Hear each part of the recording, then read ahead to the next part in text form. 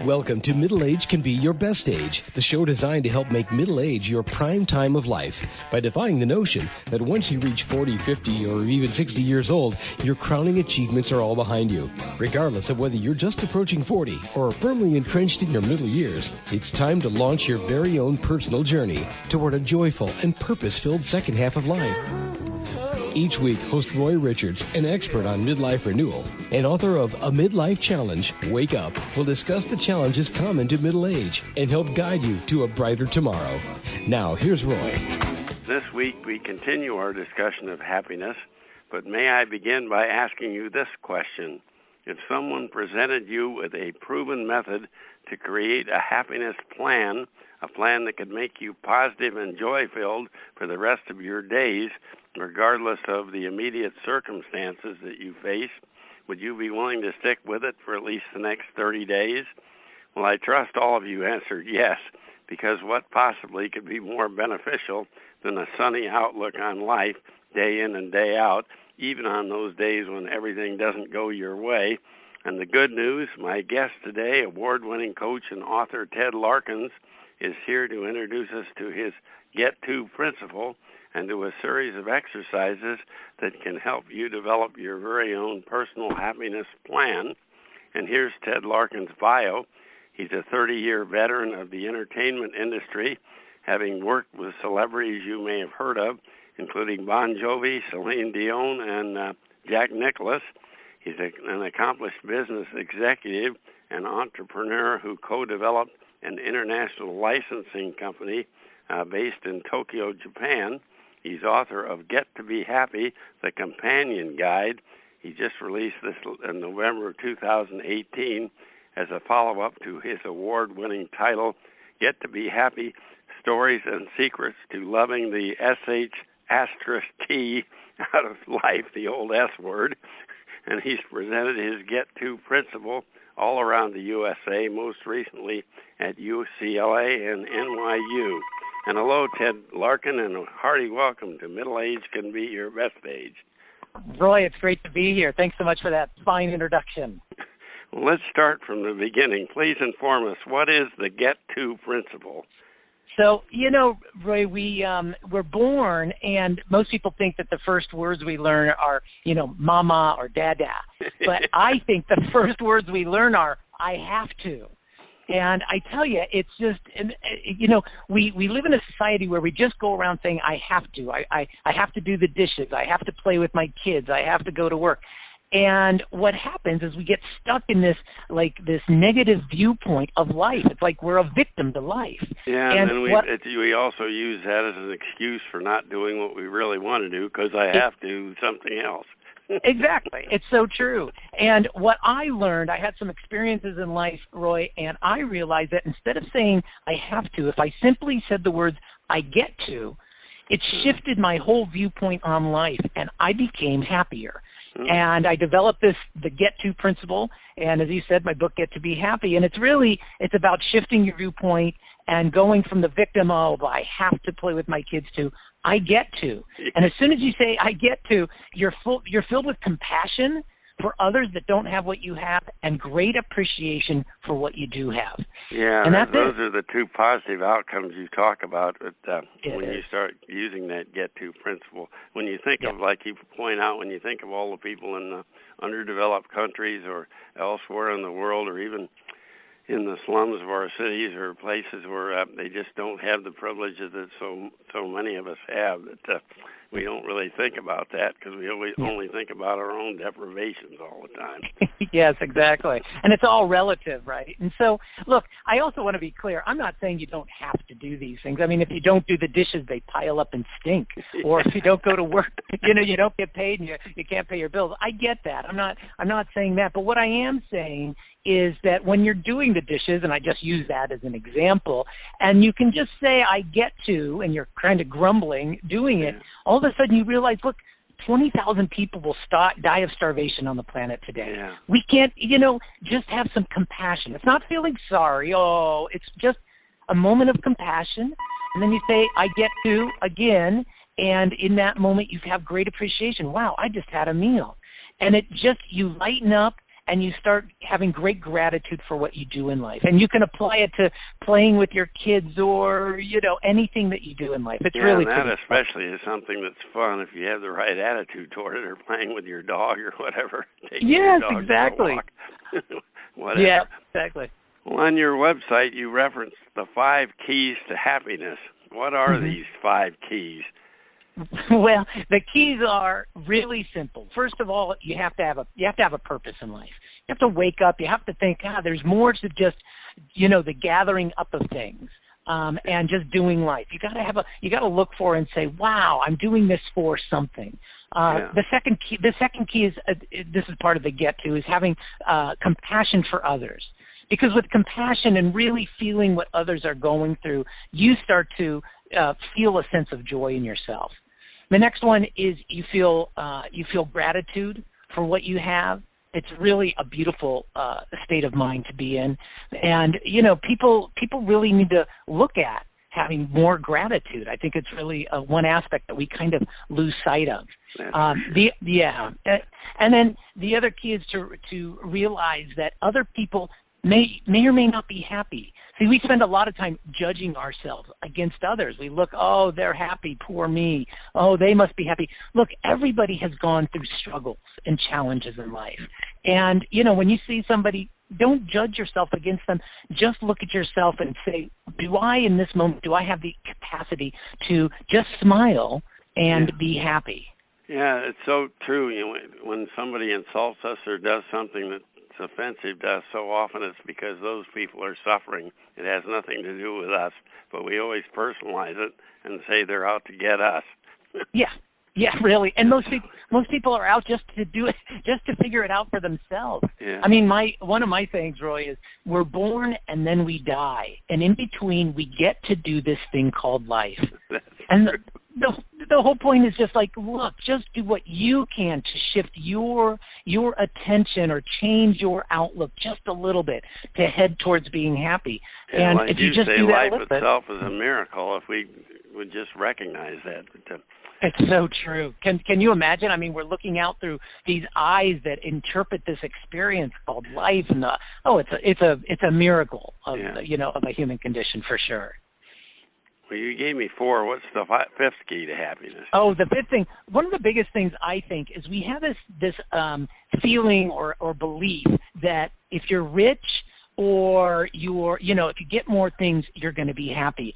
And Roy, I promise, I've had dinner with billionaires and drinks with rock stars, and finding happiness in them it's not always there. And yet I've meditated with monks in the mountains of Hiroshima, Japan. I met Mother Teresa in Calcutta, India, and these people have really nothing, and they have incredible joy. And so what I've realized is it is in us to decide to be happy. It's not the things that we have. And just realizing that's a huge key to our lives. You have everything you need right now to be happy. Well, you also indicate that there are 4 myths about happiness. Please identify these myths and perhaps suggest how we can get over them. Yeah. So the myths, there's a lot of things in there about how we think we should be this or be that, or one of the things that I really like to talk about is how where the myths where other people are doing things and having this incredible life, and this kind of goes with one of the keys, right? But that they're having this wonderful life and that we should be having it too. And that's really, it's just not true. That's not how it works. We as human beings have the ability, and this is kind of the theme throughout throughout the book, as you can tell. We have the ability really to choose how we are, and I think that is what we really need to look at. One of the other myths that's kind of as an overview is this thing that I call attain-itis. We just love to attain things. It's like a sickness, and I call it attain-itis. Look, I have a 13 and 10-year-old, and they're online, and they want to get stuff, and we just as a family, because we recognize this, we say, is that just, why do you want that? Why do you need that? And when you can start to look at yourself, you say, wow, okay, I don't need that. And you start really waking up to it. And then the last one that I'll just touch on here, the myth, is that it's selfish to be happy. When you're in an airplane, what do they say? When the oxygen masks drop, put yours on first and then help the other. Look, we always think we feel sorry, we feel bad for people, we don't think it's okay to be happy. That's not the truth. The truth is be happy. Because how can you share love and happiness with others unless you get there first? That's so true. It's like we said in a prior show, you can't love others unless you love yourself either, and that's part of being happy, obviously. That is it. That is it. So love yourself. Really start there. Really know that it's okay to do that. I think a lot of us think, with all the suffering and challenges that people are having, it's not okay to be happy. And I just say, no, get happy and then share that with the world. That's what they need. If you watch these 24-hour news channels with all the unhappiness in the world, you feel guilty being happy. No, exactly. And I think we need to get over that as much as we can. And look, this isn't all utopia and, just get over it and be happy. There are challenges, Roy. I know. Look, a number of years ago, I lost my daughter. She died at birth. And I went through, it was a very challenging, a grief-stricken time for sure. But at some point, I decided that it was okay. In fact, from the 5 stages of grief that end with acceptance, I added the 6th one. I call it the 6th stage, which is celebration. At some point, after you've grieved, after you've cried and gone through the process, when you're ready to say, wow, I want to celebrate that person. I want to celebrate that life. And in doing that, again, you come back to the state of giving love back to the world. And I think that's what the world needs from us, Roy. They need us to be happy. They need us to share love. And the more we can each do that, the better the world becomes. Yeah, I really paid attention to that chapter about your daughter, Cole Grace, because we had a 30-year-old daughter, Kristen, who was a Navy pilot and got out of the Navy, and she was flying this silly banner to fly over the San Diego Chargers football game, and it crashed into the ground, and she died. And, for years we went through those stages of grief. But I think I've gotten to the point where I celebrate her life now. And, of course, we've gotten signs that she's doing better. If you look at life as just one part of a continuum for the soul, then you don't feel so bad when a loved one departs. That's beautiful. Yeah, the 6th stage. If you can get to that stage, and bless you for doing that, because I can even feel in you that you give love back to the world with your show, and with you're choosing to bring people that are speaking about happiness onto your show. That's a beautiful thing. That's really incredible. Yeah. Well, in your book, Get to Be Happy, you present the mantra that you like to recite throughout the day. What is that mantra, and why do you think it works so well for you? Well, it's called, so the Get To mantra it goes like this. You say, in any situation, or even if you have a thought, you say, I get to, and then you smile, and then you do it. And the mantra is get to, smile, do it. And the way it works is when you say, I get to, as we've talked about, you automatically feel compassion and you feel appreciation. That's just a natural thing. So you say, I get to. Then you smile. And when you say smile, and then you deliberately smile, when you smile, you give off positive endorphins, and you automatically feel joy. It's like fake it till you make it, right? And you deliberately smile, and you feel happy. And then from that state, when you do whatever you're going to do, then you are no longer a victim. You are in charge of your life. Yeah. And so as you go through your day and you say, get to, smile, do it. It just changes the whole, and better things start happening. You have a better outlook. And look, I use it 50 times a day, no matter what I'm doing. I'm cleaning the cat box. I say, get to, smile, clean the cat box. It worked. It worked. Well, let's get back to this get to principle. Let's say that I'm on my way home from work today and I'm seriously injured in a car wreck. It puts me into intensive care for a week, then flat on my back in the hospital for 2 months, followed by 6 months of frustrating, painful rehab. Are you telling me that I should look favorably upon getting to experience this traumatic accident? Well, I've never been. I'll skip that one. Listen, the truth is, yes, I have been with some incredible people with incredible stories. One friend of mine is quadriplegic. He broke his neck in our pool. And when he read my book, and he learned about the get to principle, he had a change in the way he viewed life. And he said, wonderful. I get to. Okay, I can be a victim if I want, and that's how I'll live out my days. Or I can say I get to and smile and change the trajectory of my life. It's my choice. Now, look, I've never been in quality of life to be had, even if you are a paraplegic, if you have that kind of an attitude. Yeah, exactly. There are so many people on, some YouTube videos I've seen that, there's one guy, I don't remember his name, but he doesn't have arms or legs. And he is this inspirational speaker out there. Yeah. And he's amazing. He has millions and millions of followers. And I tell you, you just search for that. So it is a choice. And I'm not saying that it's not a challenge, Roy. You and I both have experienced that. I think everybody listening has had challenges, or have grieved, or have been in the hospital, or are suffering. But again, it's meant as often as you can to make that choice, and that's where this tool Get To comes in. Because just saying that, you do get a glimpse of, oh, okay, it'll be okay, even in intensive care. Well, like it or not, each one of us is but a tiny part of a vast universe, continuing, as you point out, emerging all around us. What is the only power that you and I have over our daily lives, and why does routinely using this power make such a tremendous positive difference in how happy we are?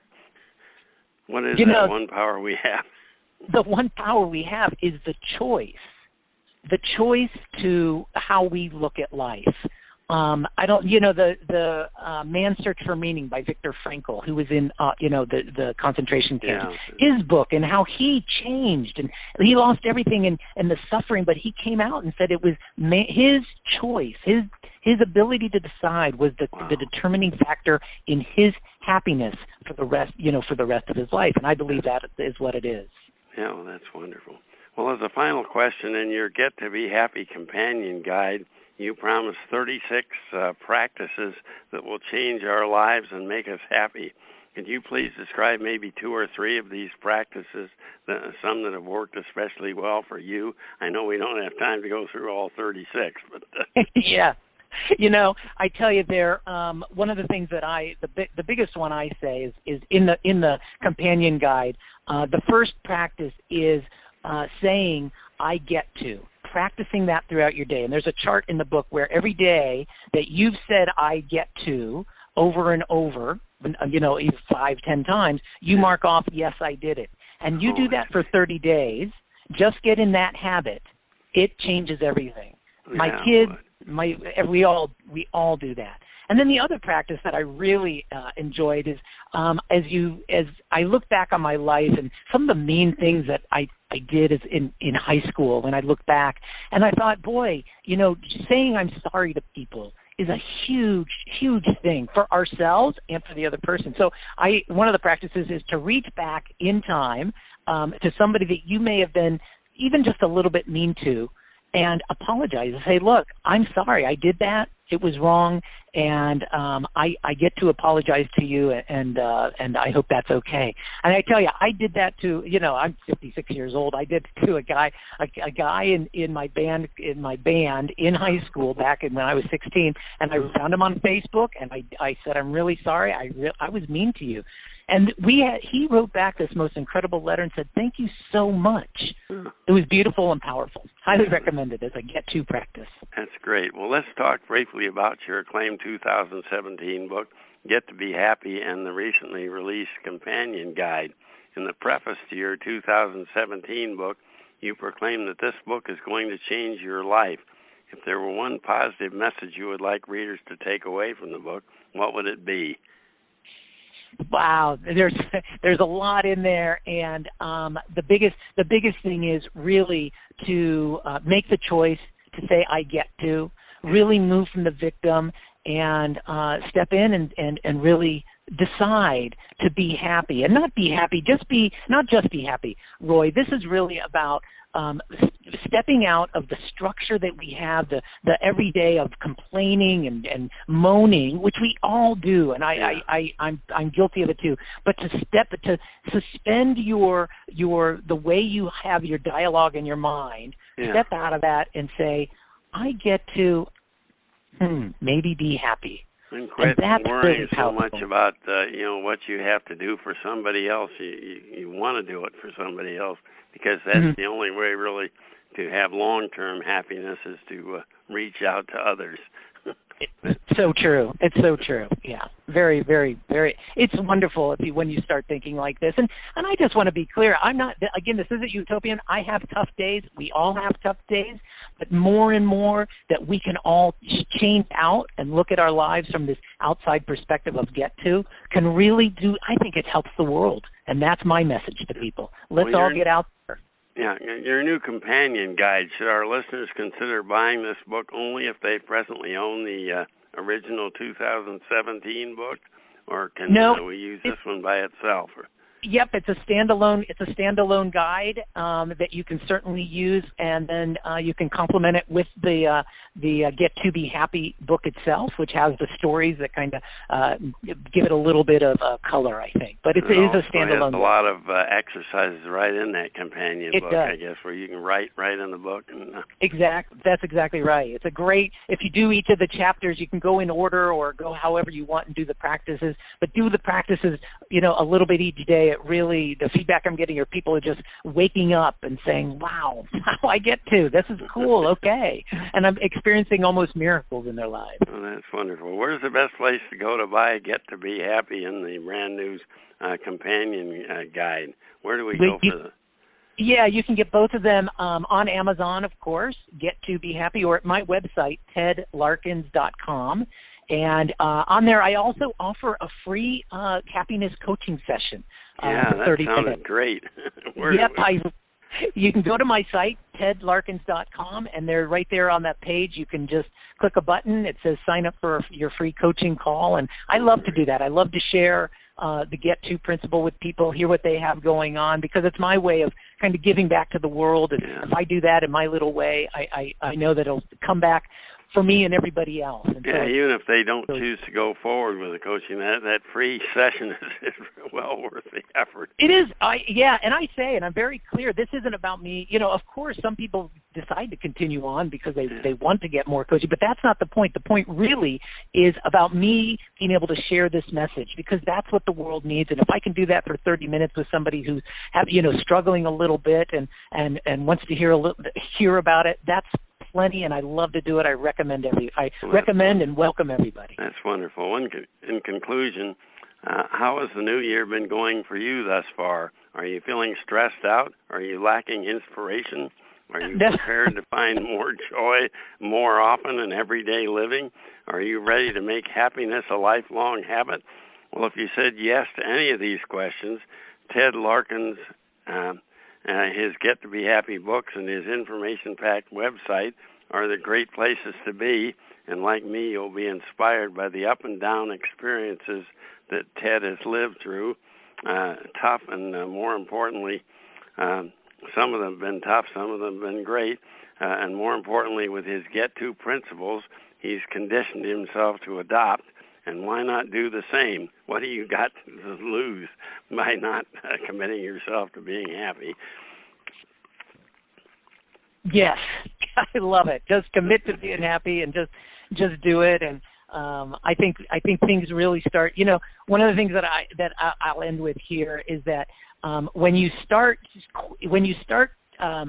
looking at things not as a problem, but as a creation that you want to create, you can really start changing. And I think that's where, with people with New Year's resolutions, for example, I want to lose weight. Well, you look at losing weight as a problem that you have to get over. And that's the beginning of challenge and struggle.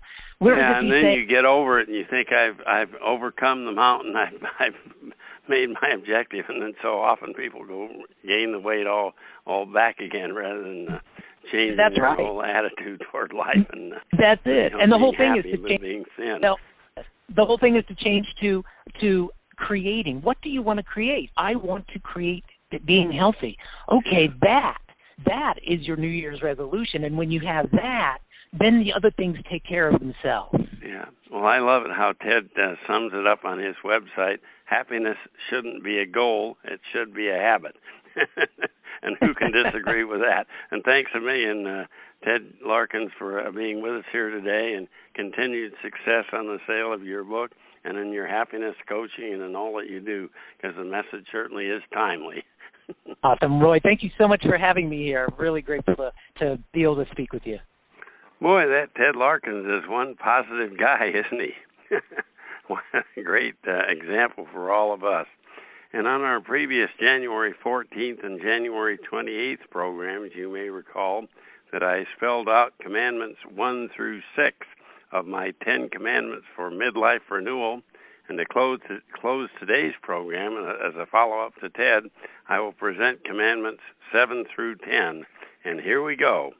Commandment number 7, I will treat renewal as a major life project.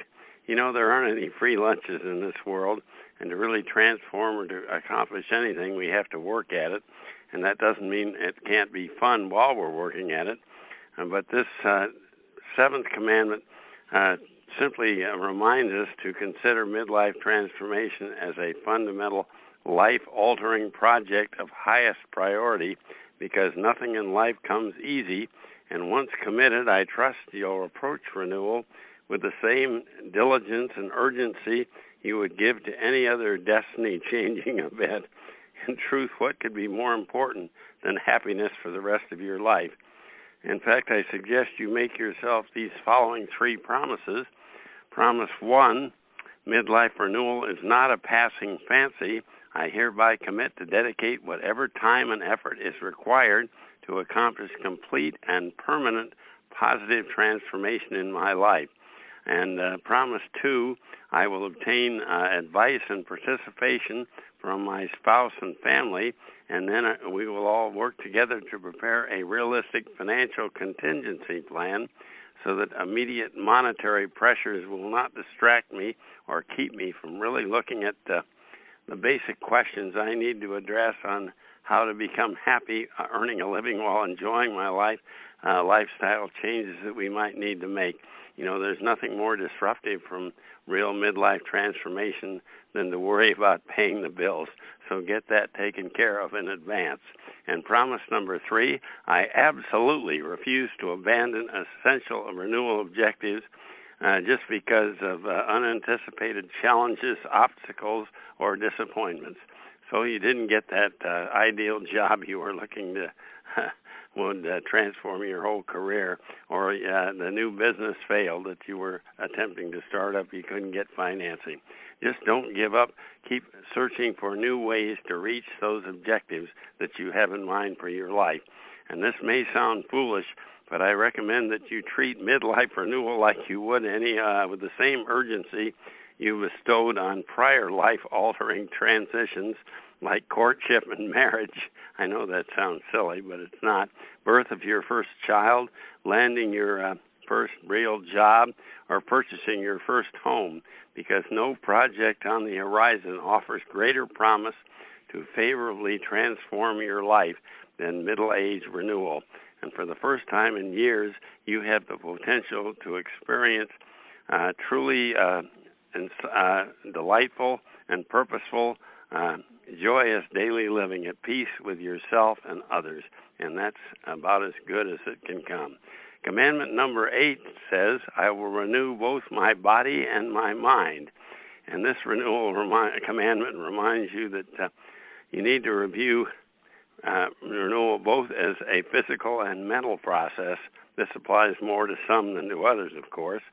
In addition to transforming your mindset and emotions, you may need to renew your body as well. Quite honestly, it may prove extremely difficult to approach the future with unbridled optimism and vitality if your mind and spirit continue to reside in a soft 50-pound overweight body, or maybe an anemic, ultra-thin body either. If you presently are significantly overweight, unhealthy, or out of shape, I highly recommend that you initiate a physician-approved diet and exercise regimen. And as your body begins to firm, your outlook on life will firm up as well. And through the process of getting in shape, you will gain early confidence in your ability to alter other unfavorable life circumstances. It's a real emotion boost when you lose weight and keep it off and feel better. And with a slimmed down body, you will be more fully prepared to meet the challenges of a reinvigorated daily lifestyle, and that's your ultimate objective, isn't it? Healthy diet and exercise will help you relax and sharpen your instincts, and a worthy goal is to end each day pleasantly tired but not exhausted mentally or physically, and moderate exercise, maybe just a walk in the woods, or maybe something more strenuous than that, will help us ensure restful nights, restoring strength for tomorrow's challenges. Let's talk about commandment number 9. I will begin to behave like I have changed. Our 9th commandment urges you to begin thinking and behaving like a transformed person even before the final results are in. You need not wait until you change jobs or adopt a radically different lifestyle to begin thinking and behaving like a winner.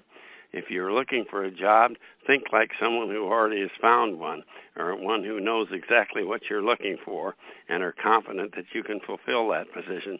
You certainly do not require anyone else's assurance that you have changed. The only affirmation you need comes from within when you think about it. And to speed your emotional transition, first visualize every day the precise image of the person you seek to become, and then strive consciously at every opportunity to act out that part. You know, as small children, we all knew that imagination really does work. Most of us imagined ourselves as cowboys, sports stars, action heroes, rock singers, Power Rangers. Maybe they weren't around when we were kids, I don't know. Figure skating champions, Olympic gymnasts. We cherished acting out those roles in our fantasy. And when we were 8 years old, nobody had yet informed us that we simply weren't good enough. So why can't we have the confidence that we're good enough now?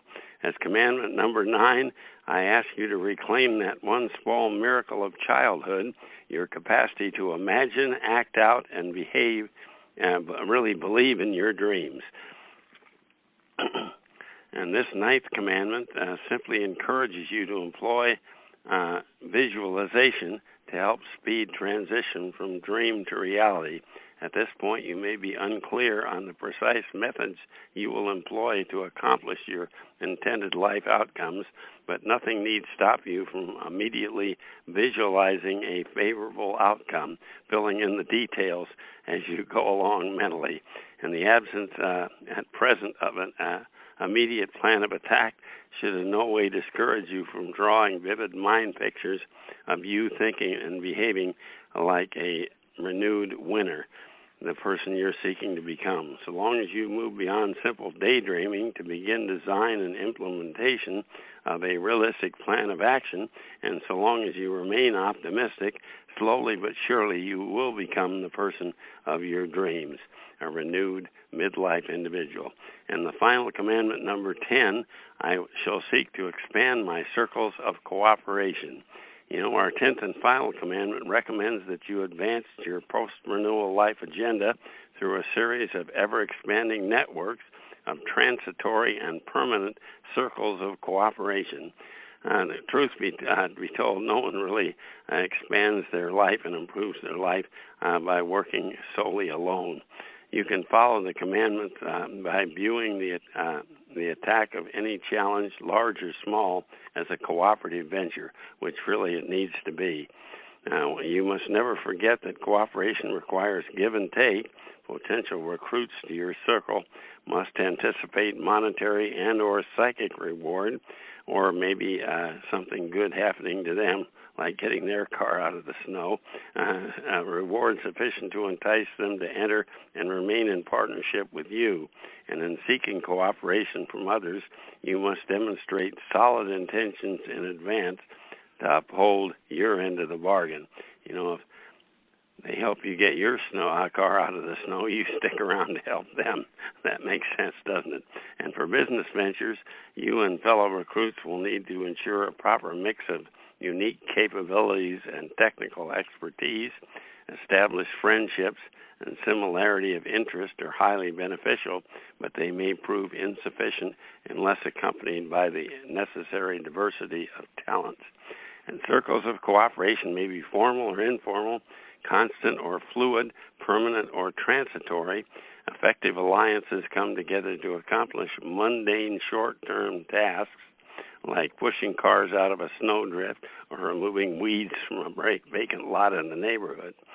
Circles are also formed to accomplish critical long-term projects like launching a new business, expanding your church, maybe the sanctuary at your church, recruiting a group of people in a volunteer organization to accomplish some local task.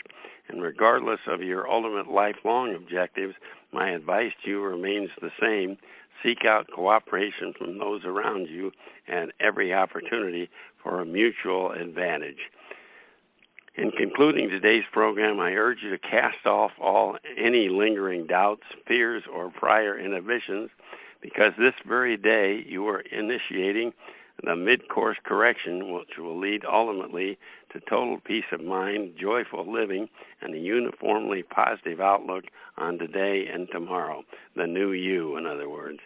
Your fresh new attitude will help ensure accomplishment of every remaining life objective that's truly important to you. And you can launch your journey to a brighter tomorrow this very day. This is the beginning of the rest of your life. Start by beginning to paint vivid mind pictures of a transformed you. What will you really look like when you're that person you really want to be? A new, improved version brimming with self-confidence, loving yourself. Don't forget that aspect. It's not selfish. It's necessary, and positive expectations. And as you continue over the next 30 days or whatever it takes to focus on every aspect of the person you seek to become, this positive, self-assured individual will begin to emerge from within. And please remember, this improved version of you accomplishes all of the proven known strengths from your past, bolstered by a freshly uncovered talents that you never even knew you had, and a newfound confidence that you really have a place in society and you really are there to create a brighter tomorrow. Well, that's the complete 10 commandments for midlife renewal. And please remember, you can review all 10 of them in far greater detail, plus a whole lot more, an entire roadmap to midlife renewal in my acclaimed book, A Midlife Challenge Wake Up by Roy C. Richards. And you can preview and purchase it both in print version and in a Kindle version on Amazon, or you can also go to barnesandnoble.com or through our website, middleagerenewal.com. And that's our program for this week.